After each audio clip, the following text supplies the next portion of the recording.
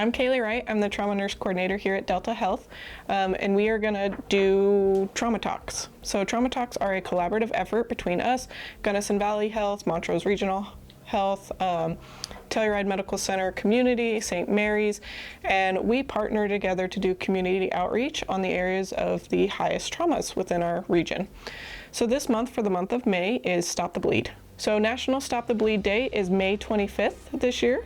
And this is important because uncontrolled bleeding is the leading cause of death in trauma.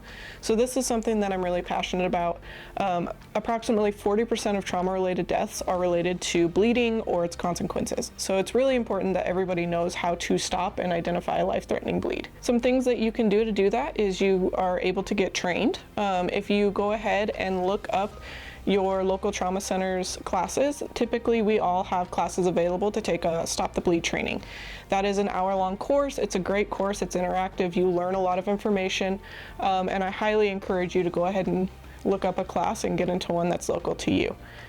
Some other things that you can do is go ahead and be ready as to what you would do if something were to happen.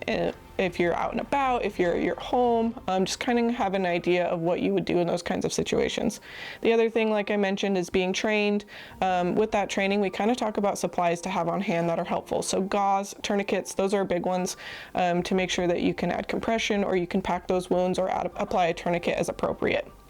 And then also be an advocate. So encourage your friends and families to get trained. Go do it together, go to a class together.